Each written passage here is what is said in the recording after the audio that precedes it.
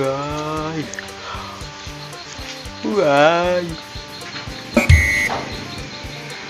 โอ้ยจะเฮ็ดหยังเนาะหาลังเทียบ่ะไม่ได้เฮ็ดหยังนั่งน้ำได้บ่ได้จ้าเฮ้ย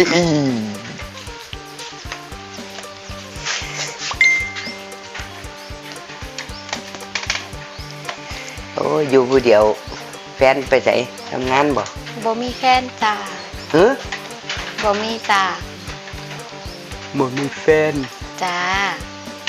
โอ้ยหาลังเทียนบ่ขึ้นนั่นขึ้นนี่บ่เนาะอ้ายก็โสดตัวเมียอ้ายตายแม่นอีดีบ่ตาย2เที่ยล่ะก็ตายดูเสร็จแล้วจ้ะมันสิฟื้นขึ้นมาตายอีกบ่บุนี่น่ะเสีย2มันตายแล้วฟื้นได้บ่อ้ายฟื้นมาคราวนึงก็ตายอีกจักตายอยู่ไสบาดนี่บ่ฮู้จักหม้องตายซ้ำบ่เห็นเต็มสร้างมันเถาะมันเรื่องมันผ่านไปแล้วอดีตก็คืออดีตเอามาเริ่มต้นกันใหม่ได้บ่ได้จ้าบ่อีดีบ่นี่มันก็อีหลีแหละเนาะบ่เอาเด้เดี๋ยวจักหน่อยเมียมาไล่ค่ะอุ้ยสิไล่ค้างไหนสิให้อ้ายเฮ็ดจังได๋อ้ายยอมหมดล่ะบ่อีดีบ่ถ้าอ้ายเว้าอีดีก็มาจดทะเบียนสมรสได้แม่จดทะเบียนสมรสจ้าเฮ้ยโอ้บ่มีปัญหาเรื่องนี่เว้าอีดีติอีหลีเฮียนจานบ้านช่องอ้ายยกให้หมดบ่คือเนาะขอแต่ฮักอ้ายแค่นี้ก็พอก็ฮักอยู่แล้วล่ะอ้ายนี่บ่มีผู้ใดอ้ายอยู่กับลูก2คนว่าท่านอยากได้เพิ่มอ้ายก็เฮ็ดให้ได้นะลูกก็ได้ท่านย่านบ่มีหมู่หว่าจ้ะอันนี้อย่าลืมเด้อลืมอีหยังจ้าจดทะเบียนสมรสบ่ลืมจ้าวันจันทร์นี่เฮาไปแม่มันอำเภอเลยโอเคดวงวิญญาณ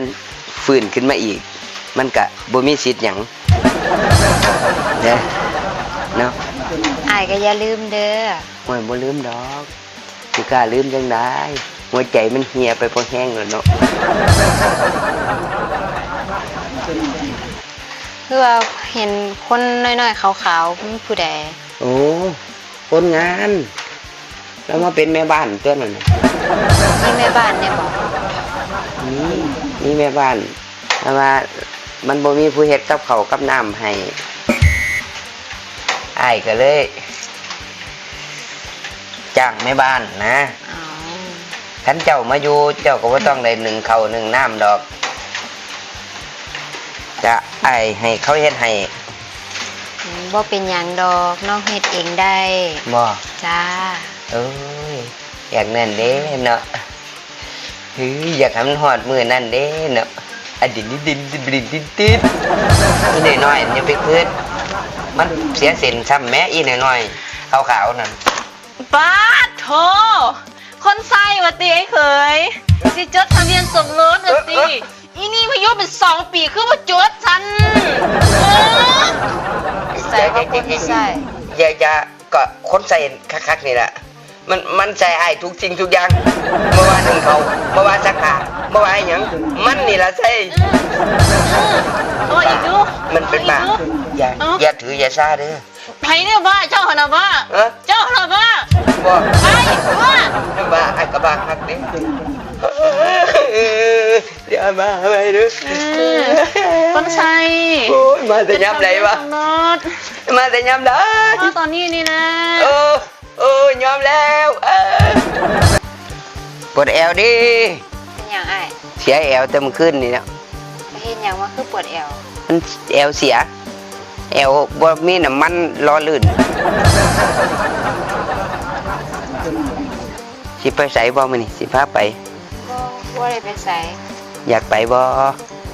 มีแนวสิใส่อ้ายอยู่แหมอีหยังใส่อ้ายแง่หูให้แง่หูจ สิท่าคืออันยาขี้กากให้ดอก เอ้ยคือหูว่าอ้ายเป็นขี้กาก เอาบ่ฮู้ได้จังได๋ก็เห็นอยู่แหม ขี้กากก็อยู่แล้วอันนั้นซับแม่เว้ยโอ้ แน่น้อยแน่สิท่ายาขี้กากให้ดอก แง่ก็ได้แง่หูนี่อ้ายถนัดอยู่แล้ว แม่นบ่ แม่นดินใส่ละหูได้โอ้ก็เตรียมไว้หลายพูดเนาะแนวแง่ ก็ขี้หูหลายแหม บ่ แม่นใส่น้ำลายนำบ่ กะโอ้ยบ่ล่ะมันขี้หูเหนียวบ่ใส่ละแง่เลยติ จ้า โอ้ยอีมัจจุราชหน่อยมาซะเนาะไอ้กี่มัจจุราชใหญ่โอ้ยเอาเขาเลิกซ้ำไหนจำบ่ จำบ่ เอาเด้อ อ๋อมันคือไม่แห้งแท้อ้าย ขนาดแง่หูซื่อๆได้นี่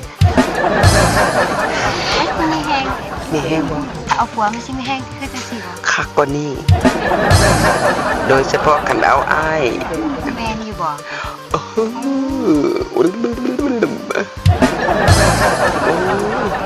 ถึงน้อย แนวแง่มันน้อย แต่ว่ามันกะเขาเลิกเด้ แม่น เออ อ้าย เออ ถามแน่ ถามหยัง จะหาข่อยอีดีบ่ ฮักแม่เนาะ ถ้าจะหาข่อยจะลองซิมขี้หูเบิ่งได้ดู ซิมขี้หู เพราะว่ามันขมอ่ะ บ่ หรือเป็นจังได เดี๋ยวเด้อเป็นบ้าติเนาะโอ้นี่แม่อยู่ซื่อๆสิมากูสิแตกกี่หูเว้ย เอาเลยสิท่าอันเสียนเป่าขี้กากให้เหรอ เมื่อ แลกกัน แตกกัน จ้ะ อุ้ยโสกปรกเนาะรวมกันแล้วอะดึงดึงอำเรียนดินตีด มันมีแห้งแท้ มีแห้งอยู่แล้วมือใดได้ผัวแล้วจะรู้สึกว่ามันมีแห้งกว่านี้ร้อยเท่า ก็มันเป็นอยากได้ผัวไว้ อยากได้ผัวไว้ๆก็มือแรงเอาบ่ล่ะ เอาได้ด้วยเหรอ ว้ายผัวมันบ่อึดได้ล่ะ เอามาหา มันบ่ได้หายากคือจำมาม่าสำได้เลย โอ้ยทอน อืม เอ้าเอา นี่มาแต่ใส่นี่ มึงอะนะว่าแต่ใส่ มึงขนาดมาโดนละไปนี่ กูถามมึงอยี่ตึงโดนแล้ว นั่งอยู่บนโฮมในเฮ็ดหยังถามว่านี่ บ่ได้เฮ็ดหยังสิแง่หู แย่หู อืม ขอข่อยคือบ่แย่ให้แน่สั่น เอ้า มันตันเบิดแล้วได้นี่ มันพอแง่แล้วติ มันพอแย่แล้ว นั่นแง่บ่เขา โอ้ยน้อยๆนึงแย่เขาอยู่ดอกแย่ให้แน่ว่าก็ได้แย่แต่ให้ผู้อื่นเด้อบัดข่อยเด้อคือบ่แย่ ผู้อื่นเขาขอร้องว่าให้แง่